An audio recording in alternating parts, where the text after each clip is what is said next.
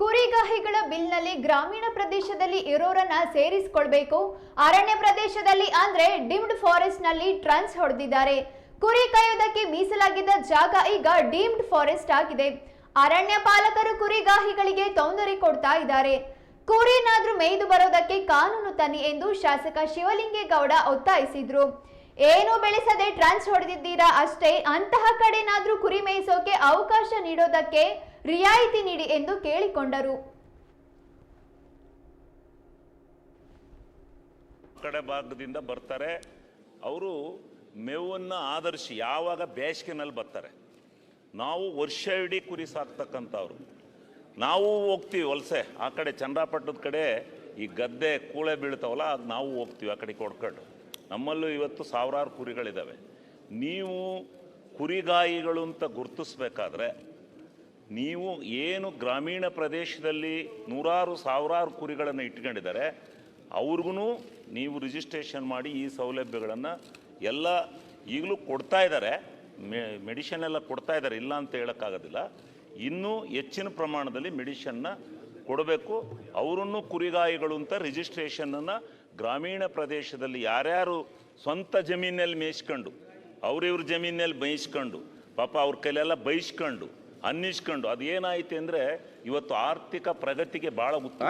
ಬಿಲ್ಲಲ್ಲಿ ಏನು ಸೇರಿಸ್ಬೇಕು ಹೇಳಿ ಸ್ವಾಮಿ ಹೇಳ್ದ್ ನಾವು ಸುಮ್ ಕುತ್ಗಳಿಂದ್ರೆ ಕುತ್ಕೊತಿಕೊಂಡು ಅವರೆಲ್ಲ ಹೇಳುವಾಗ ಅರ್ಧ ಗಂಟೆ ಕೊಡ್ಲಿಲ್ಲ ನಿಮ್ಗೆ ಅದೇನು ನೀವು ಯಾಕೆ ಅರ್ಥ ಮಾಡಿಕೊಳ್ಳೋದು? ಯಾರಿಗೆ ನೋಡಿ ಎಷ್ಟು ಏನು ಸೇರಿಸ್ಬೇಕದನ್ನ ಹೇಳಿ ಅಲ್ಲ.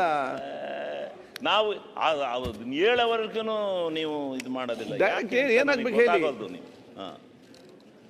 ಆದರೆ ಈಗ ನೀವು ದಯಮಾಡಿ ಆ ಕುರಿಗಾಯಿಗಳನ್ನು ಏನು ಗ್ರಾಮೀಣ ಪ್ರದೇಶದಲ್ಲಿರ್ತಕ್ಕಂಥ ಕುರಿಗಾಯಿಗಳನ್ನು ಆ ಲೀಸ್ಟ್ನಲ್ಲಿ ಸೇರಿಸ್ಕೋಬೇಕು, ಅವ್ರಿಗೂ ಸವಲತ್ತುಗಳು ಕೊಡಬೇಕು ಅನ್ನೋದು ಒಂದು. ಎರಡನೇದು, ನಾನು ಅರಣ್ಯ ಮಂತ್ರಿಗಳಲ್ಲಿ ವಿನಂತಿ ಮಾಡ್ತೀನಿ. ನೀವೀಗ ಅಲ್ಲ ಈ ದೇಶನೇ ಡೀಮ್ಡ್ ಫಾರೆಸ್ಟ್ ಮಾಡಿದ್ದಾರೆ ಸೆಂಟ್ರಲ್ನವರು. ಈ ದೇಶ ಏನು ಉಳಿದಿಲ್ಲ, ಎಲ್ಲವೂ ಅರಣ್ಯ ಪ್ರದೇಶಗಳು ಆಗೋಗಿದ್ದಾವೆ.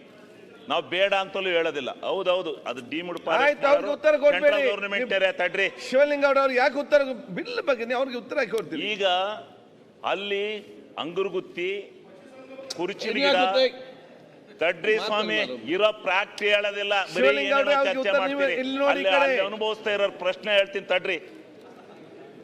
ಅಂಗರ್ ಗಿಡ, ಕುರ್ಚಿನ ಗಿಡ ಏನು ನಿಮ್ಮ ಆಸ್ತಿ ಇಲ್ಲ, ನಿಮ್ಮ ಮರ ಮಲಿಕೆ ಇಲ್ಲ, ನಿಮ್ಮ ಯಾಂಥದ್ದು ಇಲ್ಲ.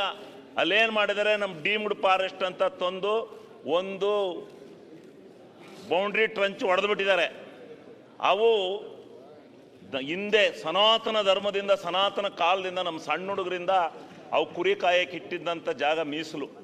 ಈಗ ಅದು ಯಾವ ಪುಣ್ಯಾತ್ಮ ಕೊಟ್ಟನೋ ಗೊತ್ತಿಲ್ಲ, ಅದು ಯಾವ ಕಾನೂನು ತಂದ್ರೋ ಗೊತ್ತಿಲ್ಲ, ಅವೆಲ್ಲ ಡೀಮ್ಡ್ ಫಾರೆಸ್ಟ್ ಆಗಿದ್ದಾವೆ. ನೀವು ಯಾರೂ ಉಪಯೋಗಿಸ್ಕೊತಾ ಇಲ್ಲ. ಈಗೇನಾಗಿದೆ, ಆ ಅರಣ್ಯ ಪಾಲಕರನ್ನ ಹಾಕ್ತಿರಲ್ಲ ಅವರೇ ತೊಂದರೆ ಕೊಡೋರು. ಈ ಕುರಿಗಾಯಿಗಳು ಬರ್ತಾರಲ್ಲ ಅವ್ರಿಗೂ ಅವರೇ ತೊಂದರೆ ಕೊಡೋರು, ಊರಿನಲ್ಲಿರೋ ಕುರಿಕಾಯಿಗಳಿಗೂ ಅವರೇ ತೊಂದರೆ ಕೊಡೋರು. ದಯವಿಟ್ಟು ಮರ ಮಾಲಿಕೆ ಇಲ್ಲದೆ ಇರೋವಂಥದ್ದ ನಿಮ್ಮ ಗಿಡ ಏನು ನೆಡ್ತೀರಿ ಸೊಸಿಗಳನ್ನು ಅವ್ಯಾವನೂ ನಾಶ ಪಡಿಸ್ತಾ ಇರ್ತಕ್ಕಂಥ ಭೂಮಿ ಎಲ್ಲ ಗ್ರಾಮಗಳಲ್ಲೂ 100 ಎಕರೆ 200 ಎಕರೆ 300 ಎಕರೆ ಇದೆ. ಆ ಪ್ರದೇಶದಲ್ಲಿ ಆ ಕುರಿನಾರು ಮೇಯ್ದು ಬದುಕಕ್ಕೆ ದಯವಿಟ್ಟು ಒಂದು ಕಾನೂನು ನೀವು ತಂದು ಅವ್ರಿಗೆ ಹೇಳಿ, ಸೆಂಟ್ರಲ್ ಗೌರ್ಮೆಂಟ್ನವ್ರಿಗೆ ಆ ಸಾಕು, ಆ ಡೀಮ್ಡ್ ಫಾರೆಸ್ಟ್ ನೀವೇನಾದ್ರು ಬೆಳೆಸೋದಾದ್ರೆ ಬೆಳೆಸಿ.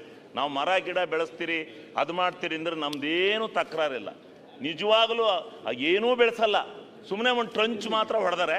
ಅದ್ರೊಳಗೆ ಹೋದ್ರೆ ತಗೊಬಂದು ಕೇಸ್ ಕೊಡರೆ ಅವರು, ಕೇಸಿ ಸಿಗಾಕ್ಯಣರೆ ಅವರು. ಅದನ್ನ ಫಾರೆಸ್ಟ್ ಆಕ್ಟ್ ಇಟ್ಕೊಂಡು ಕೂತ್ಕೋತಾರೆ. ಅದಕ್ಕೆ ಸ್ವಲ್ಪ ಇದು ರಿಯಾಯಿತಿ ಕೊಡಬೇಕು ಅಂತಕ್ಕಂಥದ್ದು ನನ್ನ ಮನವಿ. ಅಧ್ಯಕ್ಷರೇ ಒಂದು ಸೆಕೆಂಡ್ ನಿಮಿಷ. ಸನ್ಮಾನ್ಯ ಸಭಾಧ್ಯಕ್ಷ